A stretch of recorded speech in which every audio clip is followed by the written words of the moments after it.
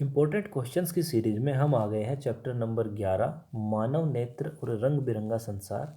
ये सारे के सारे एनसीईआरटी एग्जाम्पलर प्रॉब्लम्स जो हैं उनके एमसीक्यू हैं। जो पहला क्वेश्चन है हमारे पास, कोई व्यक्ति 2 मीटर से अधिक दूरी पर स्थित बिंबों को स्पष्ट नहीं देख सकता। इस दोष का संशोधन उस लेंस के उपयोग द्वारा किया जा सकता है जिसकी क्षमता। देखिए, इसको समझते हैं। नॉर्मली एक जो आँख होती है वो अनंत तक देख सकती है, परंतु किसी दोष की वजह से अब 2 मीटर से ज़्यादा दूर की चीज़ जो है वो दिखाई नहीं दे रही है।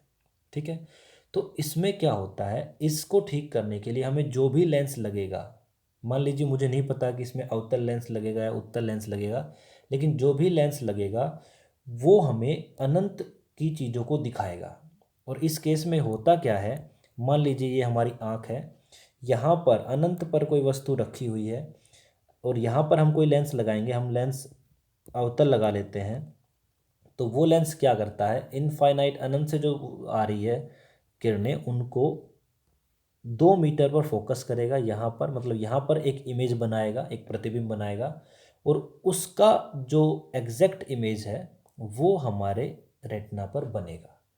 इसका अर्थ ये हुआ कि वस्तु रखी थी इनफाइनाइट पर और जो उसका पहला प्रतिबिंब बन रहा है वो बन रहा है हमारा इस पॉइंट पर, जिसकी दूरी है 2 मीटर। कितनी दूरी है? 2 मीटर।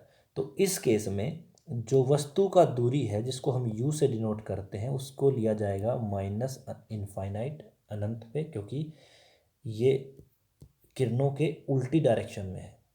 और दूसरा जो है, जहाँ पर इमेज बन रही है, इमेज की दूरी या प्रतिबिंब की दूरी ली जाएगी 2 मीटर। और जब हमारे पास u और v की वैल्यू है तो हम f की वैल्यू निकाल सकते हैं। कैसे निकाल सकते हैं? हमारे पास फॉर्मूला है, लेंस सूत्र होता है 1/f बराबर 1/v माइनस 1/u। इसमें जो वैल्यूज हमें पता है वो रखते हैं। 1/f is equal to v।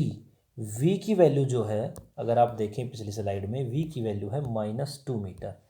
तो v की जगह मैंने रख दिया -2 और यहाँ पर मैंने रख दिया माइनस इनफाइनाइट, माइनस से माइनस प्लस हो जाएगा, और 1/इनफाइनाइट जो है वो 0 के बराबर होता है। तो यहाँ पर मेरे पास आ गया 1/f इज इक्वल टू -1/2। अगर मैं इसको, क्योंकि पावर पूछा है हमसे और पावर का फॉर्मूला होता है p is equal to 1/f, तो यहाँ पर हम लिख सकते हैं पावर बराबर है 1/f इज इक्वल टू -1/2।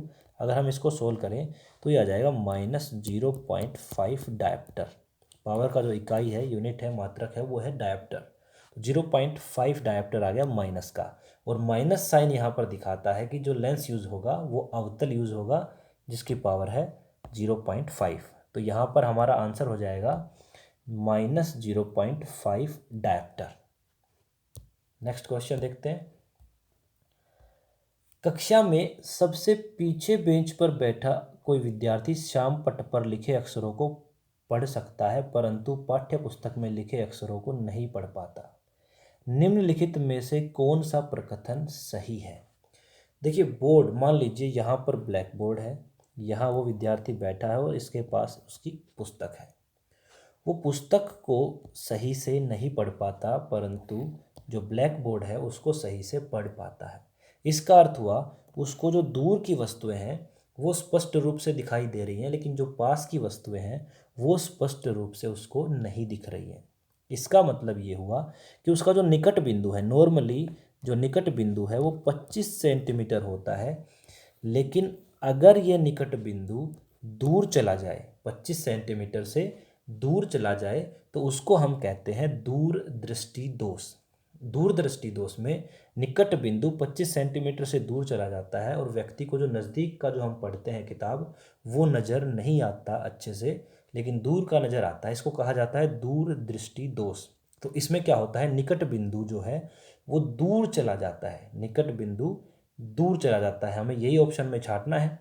विद्यार्थी के नेत्र का निकट बिंदु उससे दूर हो गया है। पहला ही ऑप्शन मुझे मिल रहा है कि निकट बिंदु जो है वो दूर चला गया है, तो यही आंसर हमारा सही है। Next question. अगर इसी क्वेश्चन में ये कहता कि उसे दूर की वस्तु नज़र नहीं आ रही है, उसे दूर की वस्तु नज़र नहीं आ रही है, पास की वस्तु नज़र आ रही है। तो उस केस में क्या होता, जो दूर बिंदु था वो नज़दीक चला जाता है, जिसको कहते हैं निकट दृष्टि, जिसको कहते हैं, हाँ, निकट दृष्टि दोष कहते हैं जिसको। अगर दूर बिंदु नज़दीक चला जाता है, अनंत से हटके आँख के नज़दीक चला जाता है, तो उसको निकट दृष्टि दोष कहा जाता है। दूर का नहीं दिखता, अगर दूर का नहीं दिखता तो उसको कहते हैं निकट दृष्टि दोष, अगर पास का नहीं दिखता उसको कहते हैं दूर दृष्टि दोष। रीजन मैंने बता दिया, एक में निकट बिंदु दूर चला जाता है तो दूर दृष्टि दोष, दूसरे में जो दूर बिंदु है वो पास चला जाता है, इसलिए वो निकट दृष्टि दोष। ठीक है। नेक्स्ट क्वेश्चन है हमारे पास, कोई प्रिज्म ए बी सी, नीचे कुछ प्रिज्म दिए हुए हैं, उसमें हमें ये बताना है कि नीचे दिए गए प्रकरण में प्रकाश के विक्षेपण के पश्चात शीर्ष से तीसरा वर्ण आकाश के वर्ण के तदनुरूपी हो। शीर्ष से, ऊपर से तीसरा जो रंग है वो आकाश जैसा होना चाहिए। आकाश का रंग होता है नीला, नीला। और अगर एक प्रिज्म से प्रकाश का विक्षेपण होता है तो हमारे पास जो रंग बनते हैं वो इस सीक्वेंस में बनते हैं, नीचे से VIBGYOR।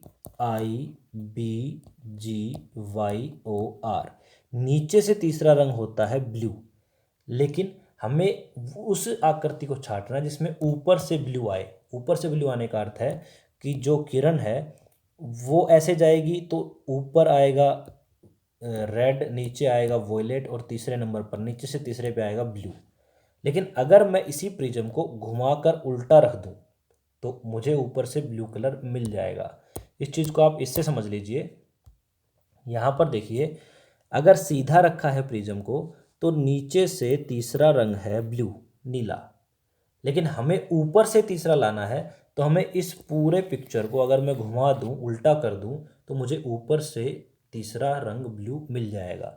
इसका अर्थ ये हुआ कि हमें वो ऑप्शन छांटना है इनमें से जिसमें प्रिज्म को उल्टा करके रखा हुआ है। बस, जैसे ये तो सीधा है, ये तिरछा होने के बाद भी इसमें नीचे ब्लू आएगा, इसमें भी नीचे ही ब्लू आएगा। केवल ये आकृति आप देखेंगे, अगर इसको अगर मैं करूं तो ये इस तरह से होगा कि ऊपर वाला रंग जो है वो रेड और नीचे वाला जो रंग है वो यहाँ पर हो जाएगा वॉयलेट, और इस हिसाब से यहाँ पर जो तीसरे नंबर पे जो कलर आएगा वो ब्लू आएगा, और आकाश का रंग भी ब्लू होता है। इसलिए हमारा ऑप्शन नंबर 2 जो है वो सही है।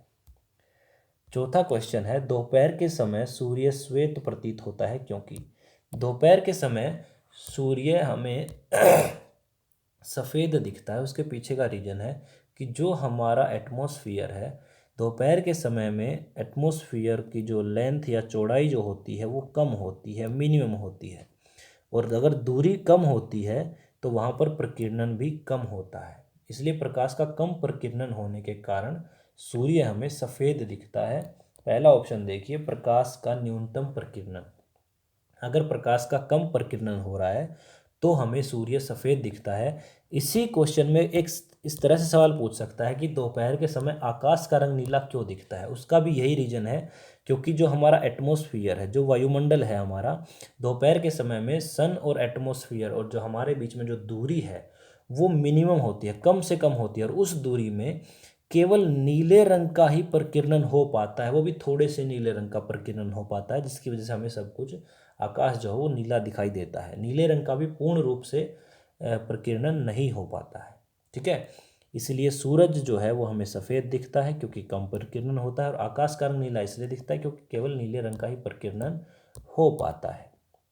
अगला क्वेश्चन है, इंद्रधनुष बनने में प्रकाश की कौन सी परिघटनाएं सम्मिलित होती है। देखिए, इंद्रधनुष बनता है जब बारिश के बाद आकाश में पानी की बूंदें लटकी रह जाती हैं, तो उन पे जो प्रकाश की किरण आती है सूरज की, तो सबसे पहले, क्योंकि बाहर है हवा, यहाँ पर हवा है, यहाँ पानी है, तो पानी जो है सघन माध्यम है, तो सबसे पहले होगा अपवर्तन। सबसे पहले होगा अपवर्तन। अपवर्तन के साथ साथ यहाँ पर विक्षेपण भी हो जाता है। विक्षेपण होने के बाद जो, अगर ये लास्ट एंड पे जाने के बाद ये आंतरिक रूप से परावर्तित हो जाती है किरण, और इस तरह से हमें फिर इंद्रधनुष देखने को मिलता है, जो अलग अलग 7 रंग हमें देखने को मिलते हैं। तो इस प्रक्रिया में क्या क्या चीज़ें हुई है हमारे पास सबसे पहले यहाँ पर हुआ है अपवर्तन। हमारे पास विक्षेपण भी हुआ है 7 रंगों में बंटना। फिर आंतरिक परावर्तन, मतलब पानी की बूंद के अंदर ही परावर्तन हो जाता है, टकरा कर किरणें जो है वो वापस उसी दिशा में चली जाती हैं। तो ये 3 परिघटनाएं होती हैं, अपवर्तन, विक्षेपण और आंतरिक परावर्तन। अपवर्तन, विक्षेपण और आंतरिक परावर्तन, ऑप्शन नंबर सी। कुछ इस तरह से इंद्रधनुष जो है वो बनता है।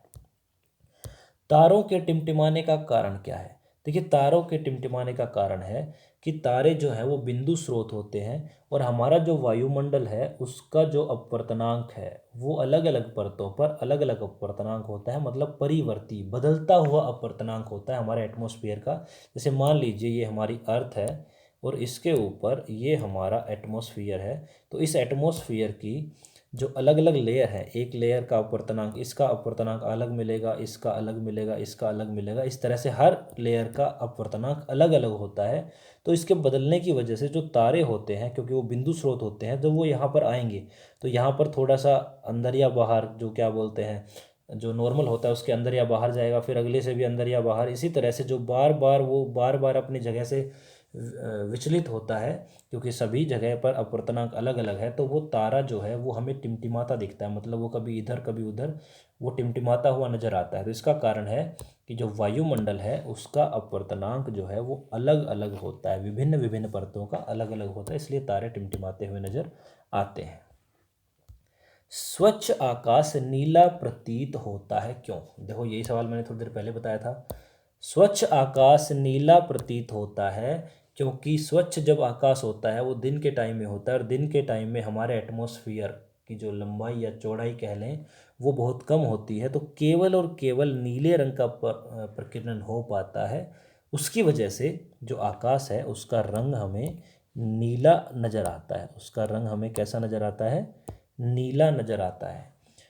तो यहाँ पर देख लीजिए ऑप्शन, नीला रंग प्रकाश के वायुमंडल अवशोषित नहीं, गलत है। पैरा बिगिनिंग का कोई मतलब नहीं है। वायुमंडल द्वारा अन्य सभी वर्णों के प्रकाश की तुलना में बैंगनी और नीले रंग का अधिक प्रकीर्णन होता है।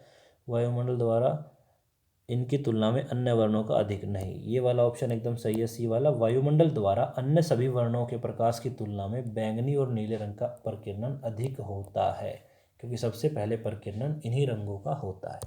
ठीक है। वायु में श्वेत प्रकाश के विभिन्न वर्णों के प्रकाश के फैलने के संबंध में निम्नलिखित में से कौन सा कथन सही है? हवा में श्वेत प्रकाश के विभिन्न वर्णों का प्रकाश में फैलने के बारे में पूछ रहा है।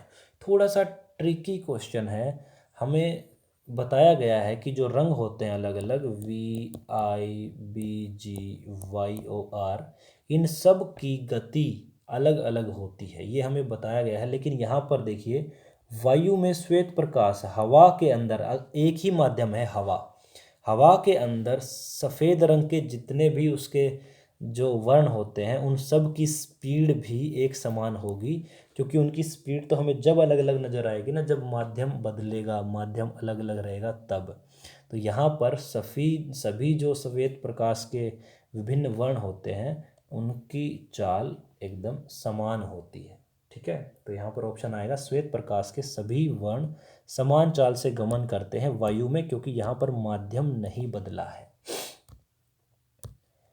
ऊंचे भवनों के शीर्ष पर लगे खतरे के संकेत लाल वर्ण के होते हैं। इन्हें दूरी से आसानी से देखा जा सकता है, क्योंकि अन्य वर्णों की अपेक्षा लाल वर्ण का प्रकाश क्या होता है? जो डेंजर सिग्नल है वो लाल रंग के होते हैं, क्योंकि उनको दूर से देखा जा सकता है। अब दूर से देखने का मतलब ये हुआ कि उनका प्रकीर्णन कम होता है, उनका प्रकीर्णन कम होता है, वो स्कैटर कम होते हैं। अगर स्कैटर ज़्यादा होते तो वहाँ तक पहुँच ही नहीं पाते। अगर ब्लू कलर के सिग्नल लगाएंगे तो थोड़ी दूर में वो सारा प्रकाश फैल जाएगा, और जहाँ पर हम लोग देख रहे हैं वहाँ हमें कुछ दिखेगा ही नहीं, वहाँ दिखेगा ही नहीं। इसलिए रेड कलर के होते हैं, क्योंकि रेड कलर का जो प्रकीर्णन है वो सबसे कम होता है। धुएं तथा कोहरे द्वारा न्यूनतम प्रकीर्णित होता है लाल रंग।